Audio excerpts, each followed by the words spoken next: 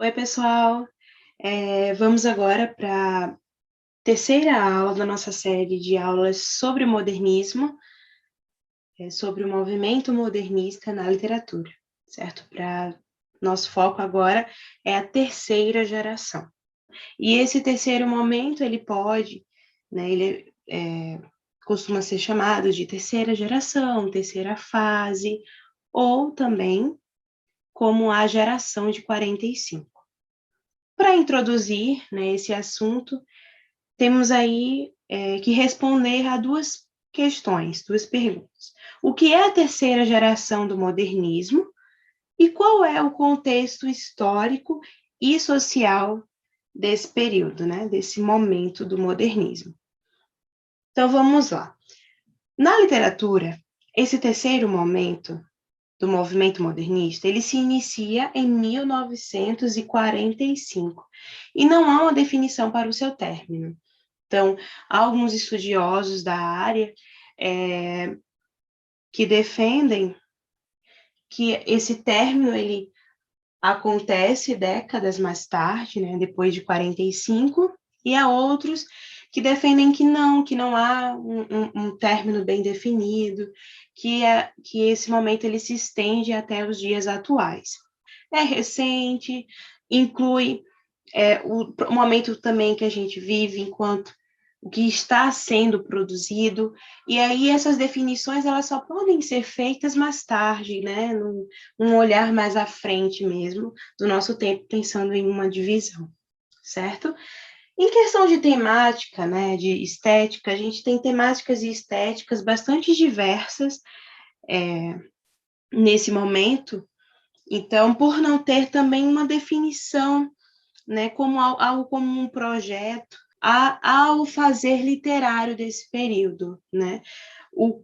Como fazer essa literatura? Não havia algo muito bem definido, algo bem arranjado, no sentido de até uma causa, de um certo engajamento, como havia, por exemplo, na geração de 22 ou até na geração de 30, né? Com um certo caráter social. Mas há uma tendência tanto de retorno a algumas tradições, como é o caso do escritor João Cabral de Melo Neto, que traz para sua poesia, para sua obra poética, alguns valores estéticos de escolas literárias como o parnasianismo, né, que ele tem uma preocupação com essa forma, um cuidado, um certo rigor, né, ao escrever, a sua poesia.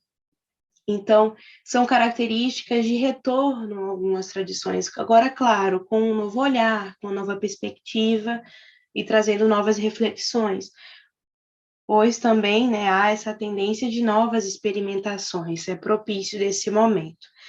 E entre os escritores mais conhecidos, né, temos nomes como João Cabral de Melo Neto, Clarice Lispector e João Guimarães Rosa. Digamos que são três grandes nomes, mas há outros grandes escritores e escritoras nesse tempo, né, nesse momento. E também é claro que havia outros escritores, como Carlos Drummond de Andrade, que é um grande nome da segunda geração, por exemplo, mas que continua na terceira geração a escrever, a produzir, a publicar, e até acompanha, né, muitas dessas mudanças e tendências. Mesmo sendo um nome que marca esse momento da segunda geração, ele não deixa de estar presente na terceira, né, no sentido de continuar a produzir nesse momento, certo? Agora vamos para o contexto histórico e social. A gente tem em abril de 1945, no contexto mundial, o fim da Segunda Guerra Mundial, e com esse final, né, há uma série de mudanças sociais, econômicas, políticas nesse cenário, e numa formação que acaba culminando o desenvolvimento de uma outra guerra, que é a Guerra Fria, né, que se estende por décadas. E a Guerra Fria, ela é justamente desse estabelecimento de duas grandes potências que acaba dividindo, né, o mundo. Temos de um lado os Estados Unidos e do outro a União Soviética e aí seus aliados. No Brasil, a gente tem o contexto do fim do Estado Novo, da ditadura de Getúlio Vargas, em 1945 também, e com isso, né, com o fim dessa ditadura, tem o início do processo de redemocratização do país. E ocorre aí uma série de mudanças, né, no sentido também, é um período bastante de, de investimento. A gente tem um governo de Juscelino, por exemplo, no final da década de 50 para o começo da década de 60, com investimento estrangeiro, um olhar para o progresso, claro, para o seu cenário social, político, econômico, né, enfim. Então, indo agora para as produções literárias, o que marca as produções literárias desse período? Quais são os seus principais escritores ou escritoras e quais são as principais obras? Então, a gente tem na poesia, primeiro dividindo entre poesia, né, e prosa. Na poesia da terceira geração modernista, né, como já foi discutido no geral, né, fazendo essa discussão mais geral do momento, a gente já viu que não havia esse projeto muito, né, definido. Então, não havia um projeto estético, uma profissão de fé, como se costuma falar. E as tendências e características das obras, das produções literárias desse momento, elas vão surgindo, né, aos poucos. E o que então que é de diferente entre a poesia da geração de 22 e da geração de 30? É porque ela acaba se opondo, de certa forma, se diferenciando no sentido do seu, como é colocado aqui, do seu espírito universalista, pela preocupação com o ritmo e com o verso. Nesse sentido do universal, é que as produções, né, literárias da terceira geração, elas trazem esse caráter mais universal, abordando temas mais universais, temas do humano, né, que alcança não questões específicas de uma determinada região, mas acaba alcançando temáticas, sentimentos, inquietações que são próprias do ser humano, seja a qual lugar ele pertence, a qual momento, tempo, né, qual o seu lugar na história. E aí a gente também tem essa questão da preocupação com o ritmo e com o verso, a questão da própria estrutura, da forma, né, da revalorização da imagem, da questão da metáfora, de um maior emprego da sinestesia, né, dessas figuras de linguagem, sinestesia que é a combinação, né, de sentidos, explorando esses sentidos e dando assim um aprofundamento no estudo da poesia, né, da própria poesia e da poética. Esse fazer, de como fazer poesia. O próprio João Cabral, ele tinha muitos poemas que são considerados, né, o que a gente considera de metapoesia, poemas, poesias que refletem o próprio fazer poético. Então, há esse aprofundamento também no próprio fazer. E aí a gente tem esses 3 escritores, né, fazendo um recorte, claro que são vários escritores e escritoras, mas fazendo um recorte, temos aí o João Cabral, a Hilda, o Goulart, né, algumas de suas obras, o João Cabral com Morte e Vida Severina, a gente já falou um pouquinho dele, né, de algumas de suas tendências, a Hilda com a temática, né, muito voltada para paixão, para o erotismo, o Goulart com um certo engajamento político-social em suas obras, mas ao mesmo tempo também trazendo em suas obras muitas reflexões nesse sentido de significação universal, que são próprias do humano, né, da dor, da tristeza, da solidão, trazendo essas temáticas, essas reflexões, certo? E aí a gente também tem agora na prosa, seguindo até uma linha, né, parecida com a da poesia, uma maior preocupação com a estrutura, no sentido de que a gente tem aí uma preocupação maior com a obra em si. Na prosa de 30, por exemplo, a gente tinha uma preocupação mais também com o contexto o de fora, né, o externo, da realidade social, de questões políticas daquele momento.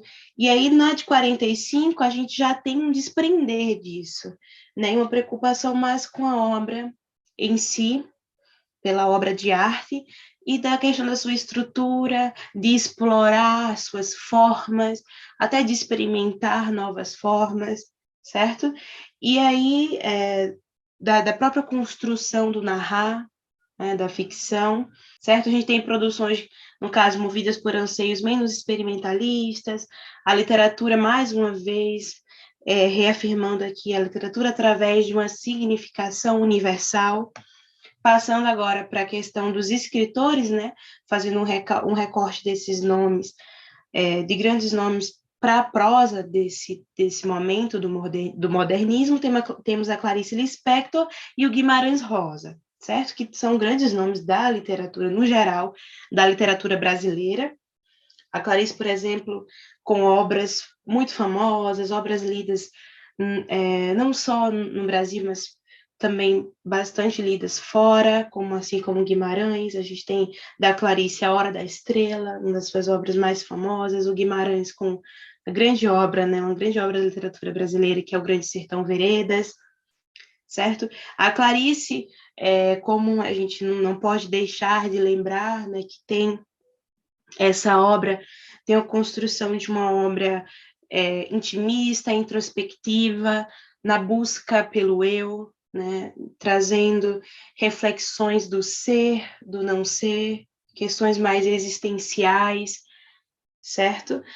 A narrativa acontece muito dentro, nesse sentido do psicológico, da mente, né, no fluxo de pensamento. Então, não dá para definir bem um espaço físico, um tempo muito bem definido, acontece muito dentro, certo?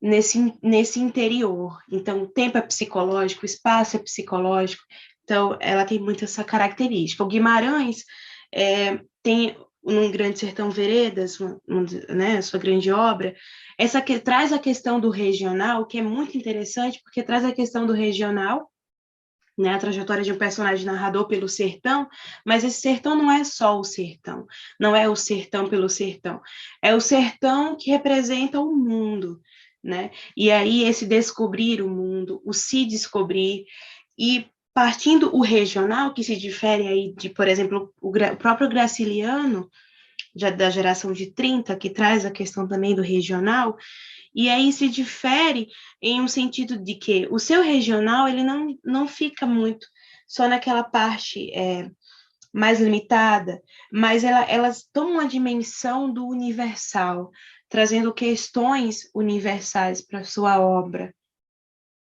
certo? Como a gente já discutiu dessa questão do universal, que é característica da própria geração de 45. Então, acaba tomando uma dimensão muito mais ampla, né, nesse sentido, trazendo essa perspectiva, claro, e considerando que são obras distintas, certo? E vamos agora para os exercícios. A gente tem o exercício 1, que é do Enem 2011, o texto 1, que é um fragmento da grande obra do João Cabral, que é Morte e Vida Severina, certo? O meu nome é Severino, não tenho outro de pia, como há muitos severinos que é santo de Romaria. Deram então de me chamar Severino de Maria, como há muitos severinos com mães chamadas Maria. Fiquei sendo da Maria do finado Zacarias, mas isso ainda diz pouco. Há muitos na freguesia, por causa de um coronel que se chamou Zacarias e que foi o mais antigo senhor desta Sesmaria. Como então dizer quem fala, ora, a vossas senhorias? E a gente tem um texto 2, que é uma análise do que foi lido. João Cabral, que já emprestara sua voz ao rio, transfere-a aqui ao retirante Severino, que, como o Capibaribe, também segue no caminho do Recife. A autoapresentação do personagem, na fala inicial do texto, nos mostra um Severino que, quanto mais se define, menos se individualiza, pois seus traços biográficos são sempre partilhados por outros homens. Certo? Então, aí a gente tem na própria análise, uma definição muito interessante do trecho do texto 1, certo? Então, a gente tem aí o personagem que se apresenta, o Severino, mas ele não só se apresenta, ele apresenta severinos, não só ele, mas partilhando a sua existência, né, com a existência de outros severinos, representando aí um grupo, uma realidade, uma condição específica social, certo? De outras pessoas, não é só de um ser, mas de outros seres que compartilham aquele meio, que compartilham daquela condição social. E aí a gente tem, né, com base no trecho de Morte e Vida Severina do texto 1 e na análise crítica do texto 2, observa-se que a relação entre o texto poético e o contexto social a que ele faz referência aponta para um problema social expresso literariamente pela pergunta: como então dizer quem fala, ora, vossas senhorias? A resposta à pergunta expressa no poema é dada por meio da letra A, descrição minuciosa dos traços biográficos do personagem narrador. Letra B, construção da figura do retirante nordestino como um homem resignado com a sua situação. Ou letra C, representação na figura do personagem narrador de outros severinos que compartilham sua condição. Letra D, apresentação do personagem narrador como uma projeção do próprio poeta em sua crise existencial. Ou letra E, descrição de Severino, que apesar de humilde, orgulha-se de ser descendente do coronel Zacarias. Então, qual é a resposta, gente? Vamos ver? Isso mesmo, a letra C. Ou seja, a gente tem na figura do nosso personagem narrador, o nosso Severino, a gente tem a representação de outros severinos que compartilham sua condição.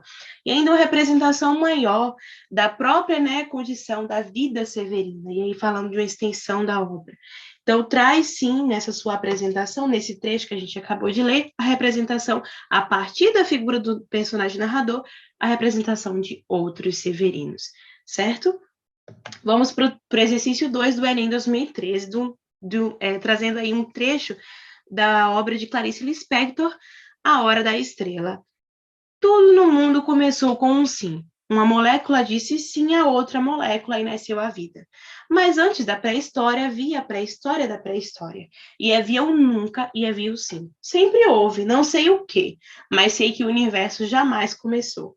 Enquanto eu tiver perguntas e não houver resposta, continuarei a escrever. Como começar pelo início se as coisas acontecem antes de acontecer? Se antes da pré-história já havia os monstros apocalípticos, se esta história não existe, passará a existir.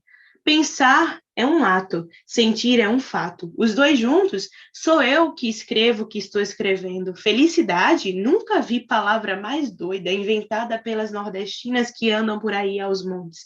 Como eu irei dizer agora, esta história será o resultado de uma visão gradual. Há 2 anos e meio, venho aos poucos descobrindo os porquês. É visão da iminência, de quê? Quem sabe se mais tarde saberei. Como que estou escrevendo na hora mesmo, na hora mesma em que sou lido. Só não inicio pelo fim que justificaria o começo, como a morte parece dizer sobre a vida, porque preciso registrar os fatos antecedentes. A elaboração de uma voz narrativa peculiar acompanha a trajetória literária de Clarice Lispector, culminada com a obra A Hora da Estrela, de 1977, ano da morte da escritora. Nesse fragmento, nota-se essa peculiaridade porque o narrador, ele observa os acontecimentos que narra sob uma ótica distante, sendo indiferente aos fatos e aos personagens, será? Ou letra B, relata a história sem ter tido a preocupação de investigar os motivos que levaram os eventos que a compõem.